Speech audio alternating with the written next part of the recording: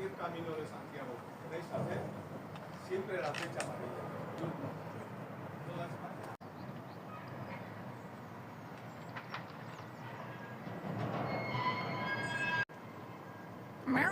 El gato. Comment il va, El gato?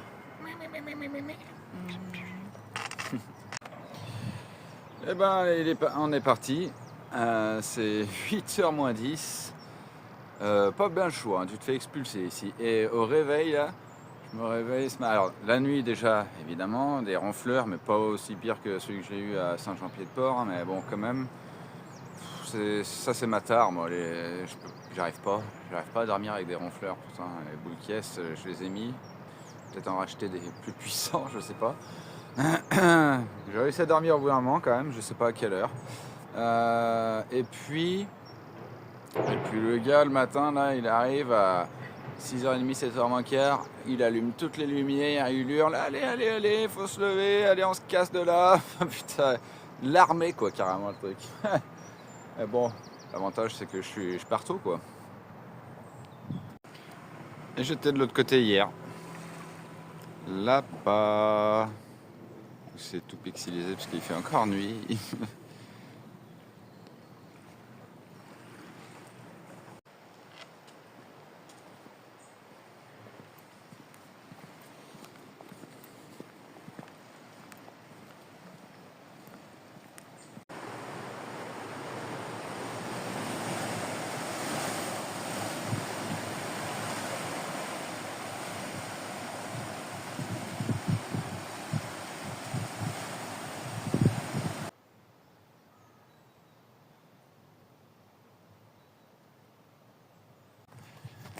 Bien, alors du coup, on est parti. Je viens de me taper une méchante montée là, tout en escalier.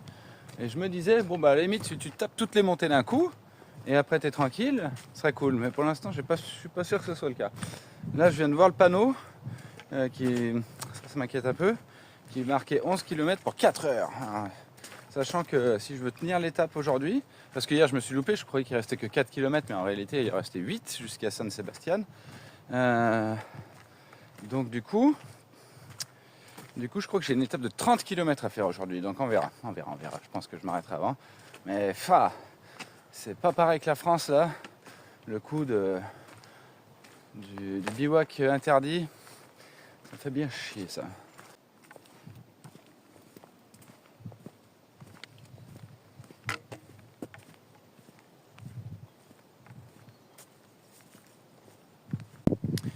Faut dire ce qui est là, c'est quand même hallucinant de taper une rando comme ça en bord de mer là.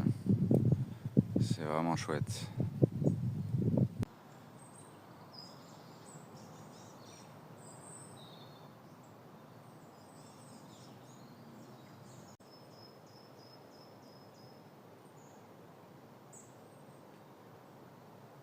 Bon ok, là je reconnais que ça me dépayse un peu.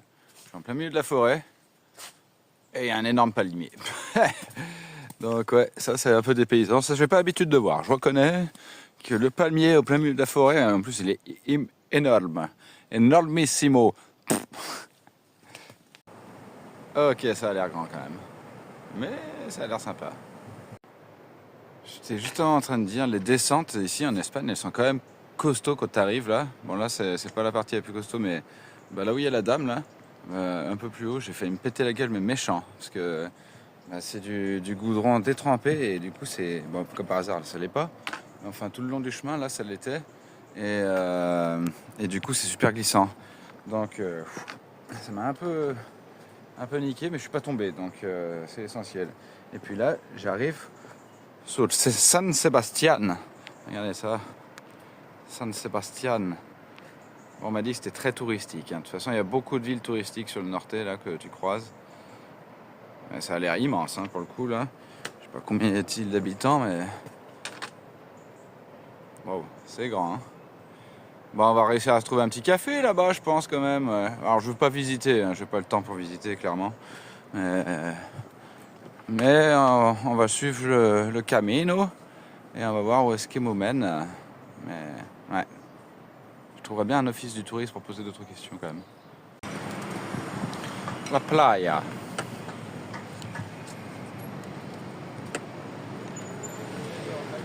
découvrir, je suis à San Sebastian et c'est le festival du cinéma ici apparemment. Et surtout, regarde ça, ils sortent la plateforme 2. Je viens de voir ça. Qui c'est qui va regarder ça bientôt? La plateforme est tout. El hoyo tout. Dos. Et ça a l'air très joli hein, comme ville. Franchement, je pense que tu viens faire un petit week-end touriste, tu dois t'éclater ici. Là, ça doit être sympa. Ça a l'air grand, ça a l'air... il y a l'air d'avoir pas mal d'architecture et d'histoire. Donc ouais, très mignon, très mignon. Mais je trouve toujours pas de café. Faut peut-être que je rentre plus dans la ville. Là. En tout cas, sur les pourtours, je n'en ai pas trouvé. Mais on va trouver ça. Et puis, il faut que je trouve un endroit pour faire pipi. Bon, je suis à San Sebastian. Je prends pas une bière, je prends un café pour une fois. Et je suis encore en train de changer. Donc ça, c'était mes semelles d'origine, qui sont clairement dead. J'avais rajouté celle-ci que j'avais essayé dessus, que celle-là. Et le dernier test de ce matin, c'était de faire comme ça, de les mettre en dessous et elle dessus. Ça allait, mais ça m'attaque encore la voûte plantaire. Et du coup, j'ai réussi à trouver une pharmacie où j'ai acheté celle-ci. Là. Et là, j'essaye que celle-là. Bon, je vais toutes les garder en attendant pour trouver la bonne config, en espérant que juste les nouvelles semelles, ça le fasse. Et puis voilà, on va essayer. Mais... on tente tout, hein, il faut tout tenter. Et là j'ai eu des nouvelles de Raph qui finit demain lui carrément. Et il a sa copine qui le rejoint. Et du coup il m'a dit il va poser le sac, le chien dans la voiture de la copine. Et il va finir les 40 km qui lui restent en courant parce qu'il a dit je vais faire un marathon de toute façon en rentrant en Suisse, donc ça me permet d'entraînement. Le gars c'est une machine. Raph, tu es une machine, si un jour tu vois ça, sache-le, tu m'impressionnes. J'y peux rien, hein, il m'appelle. Hein. Je suis destiné à ce film.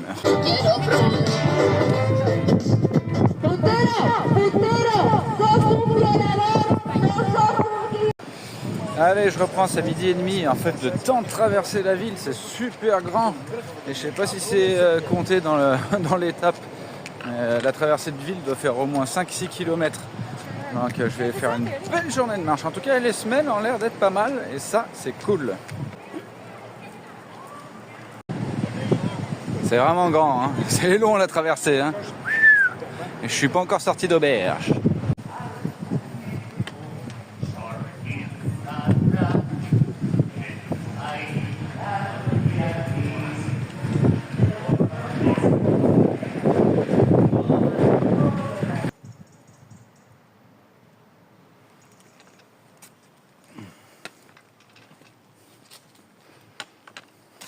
Donc moi c'est Orio. Prochaine étape, pas fini mais chemin quoi, 13 km 4, 85 c'est précis. Je suis là, j'ai fait tout ça là, ça a été long de faire ça là. C'est vraiment grand, hein. C'est vraiment grand ça Sébastien. Et après là, on va aller jusqu'à Orio. Donc j'ai le dénivelé, ça va quand même pas mal grimper.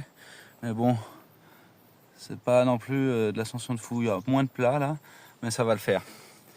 Ok, allez c'est parti. Let's go! C'est vraiment une grosse ville.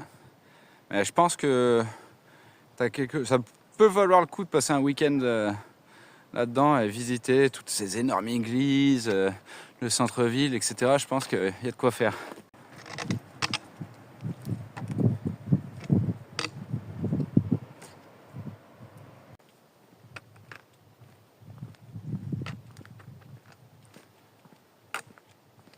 Il y a un truc qui est certain en tout cas, c'est que je croise aucun pèlerin.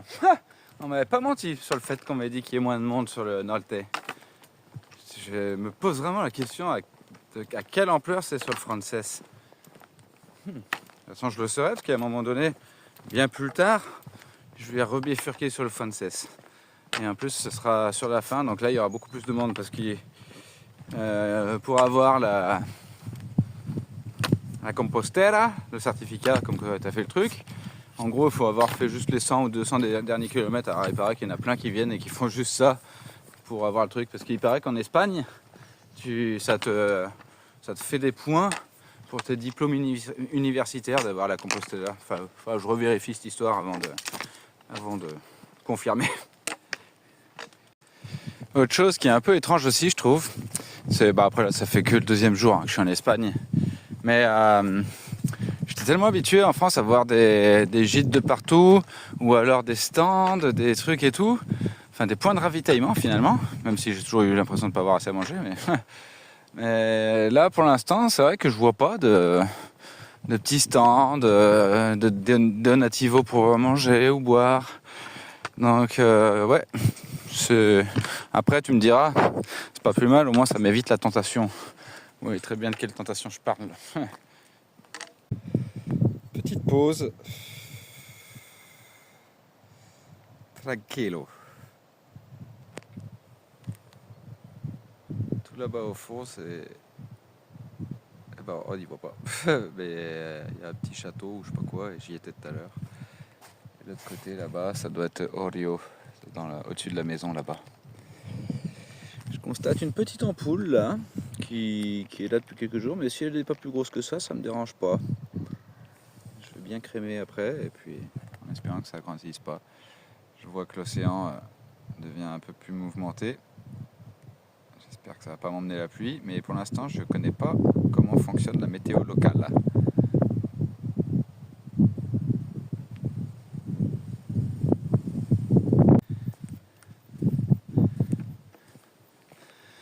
Un petit passage plat, un des premiers de la journée, c'est plutôt pas désagréable. Enfin, en tout cas de l'après-midi là, de l'étape officielle San Sebastián. Ça roule, je sais pas comment on dit, faut que je regarde.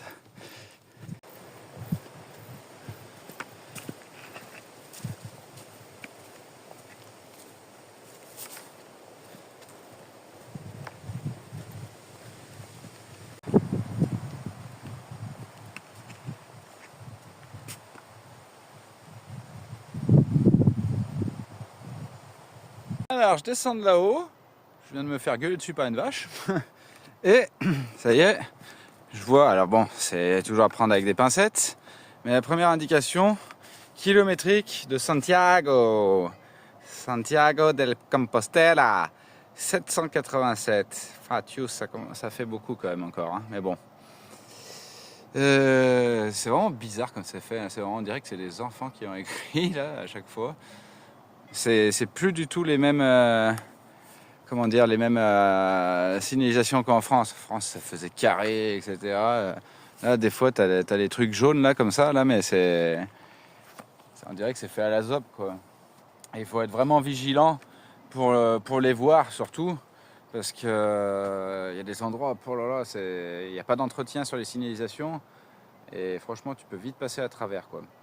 Bon, je suis en tout cas content de voir ça, 787, je vais faire un petit calcul, de toute façon, avec l'application Buen Camino, j'ai toutes les étapes et normalement les kilomètres, mais bon, j'ai jamais fait encore pour l'instant le cumul de tous les kilomètres pour voir, et puis bah, vous savez bien, j'organise pas grand chose, donc c'est sûr que je l'ai pas fait, donc ça m'arrange de le voir écrit là, en me disant 787 km, ce qui équivaut à peu près la distance Puy-en-Velay, Saint-Jean-Pied-de-Port, si je ne me trompe pas, avec au pire 2 étapes de plus ou moins. Donc voilà, ça me donne un ordre d'idée. Il y a beaucoup de ces chemins qui devaient être anciennement des routes, quoi, ici en Espagne, dans le temps. Et il y en a pas mal. Et c'est franchement pas forcément l'idéal à emprunter. En plus là, je vais faire le con une fois de plus. J'ai les bâtons dans une main et j'ai le téléphone dans l'autre. Mais ouais, en fait, je pense que c'est le fait qu'elles soient toutes arrondies, les pierres. Tu sais, t'as pas beaucoup d'accroche. Donc c'est un peu pète-gueule, ouais. Donc je vais arrêter de filmer. Là. Ouais, là c'est bien parlant là. Les vieilles routes là, on les voit bien. Là. Il y en a que c'est drôle là. Comme ils ont fait pousser le raisin en mode, je sais pas comment on peut appeler ça, là, mais parasol, on va dire ça. Donc, ah ouais, c'est drôle. Tout est différent ici. D'ailleurs, tiens, parlant de choc de culture, tout à l'heure, je suis allé au Lidl là. Eh ben, choc de culture. Non, mais regarde carrément. Attends, j'interromps là, mais c'est vrai que là, ça fait un tapis de raisin, quoi. C'est drôle ça, franchement, pas du tout comme chez nous. Alors, est-ce que c'est juste ici ou c'est partout qu'ils font ça? Ce sera une question à approfondir. Donc, je disais, tout à l'heure à Lidl. Ah bah rien à voir avec le Lidl de chez nous quoi. Déjà, le premier truc, les fruits et les légumes sont tous conditionnés en sachet et par nombre. Tu peux pas acheter une banane, tu peux pas acheter une pomme, tu peux pas acheter une carotte et ainsi de suite quoi. Donc ouais, très, très déstabilisant. Pas de sandwich, rien. J'ai l'impression que c'est... En fait, faut cuisiner quoi. Faut acheter tout séparément et faire ta cuisine. Donc ouais, surprenant. Voilà pour un nouveau choc de culture. Et puis là, j'arrive à Orio. Et il va falloir que je retraverse encore un bras de mer, là, je vais appeler ça comme ça. Donc il faut que je trouve un petit ferry. Et après, je vais enchaîner jusqu'à... Je ne sais plus comment ça s'appelle, je vais regarder et je ferai le point de toute façon. Et je vais aller au camping là-bas et ça me fera une étape de 30 km si ce n'est plus. Voilà. Bon bah ça tombe bien, je voulais regarder le nom et je l'ai là. Donc c'est Orio, c'est là où j'arrive là maintenant, dans 1,8 km. Et Zaroce, je sais pas, 8 km 2.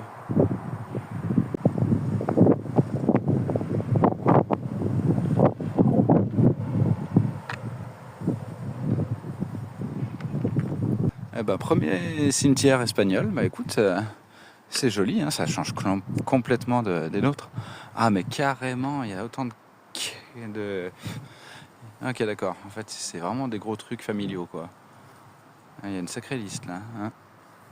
Waouh. Ah ouais, ils doivent être tous là-dedans là. Je sais pas comment il les balance, mais... En tout cas j'aime bien que ce soit tout en herbe comme ça là, c'est joli. Alors, je sais pas si c'est bien vu en Espagne de filmer, donc je vais essayer de faire gaffe. Waouh. Ok, ouais. D'accord. Ouais. Ouais, c'est ça en fait, ouais. C'est des gros trucs familiaux et puis tout le monde est là. Alors, est-ce que c'est ce cimetière-là en particulier ou est-ce que c'est vraiment comme ça dans toute l'Espagne? Bah, je serais vite, j'aurai rapidement la réponse à ma question à mon avis.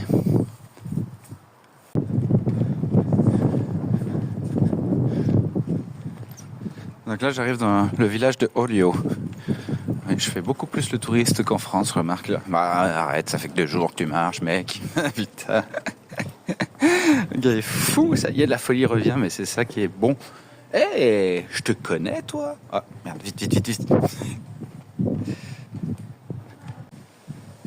Gros bâtiment, c'est l'église là, du village, une de plus. Mais elles sont toutes fermées. Raph m'avait prévenu. Toutes les églises d'Espagne semblent être fermées, c'est dommage. Parce que la seule que j'ai pu voir au début était jolie. Et puis voilà quoi. 16h35, je fais une petite pause parce qu'il me reste plus que 6 km si je me trompe pas, donc je peux me permettre.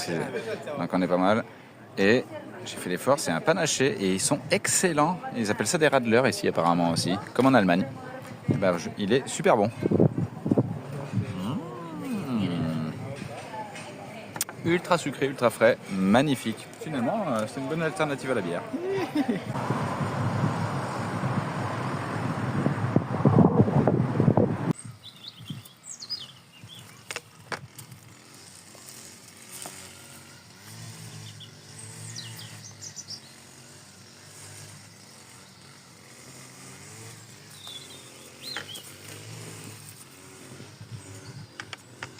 Bon, bah, j'ai la réponse hein, pour les vignes. Hein.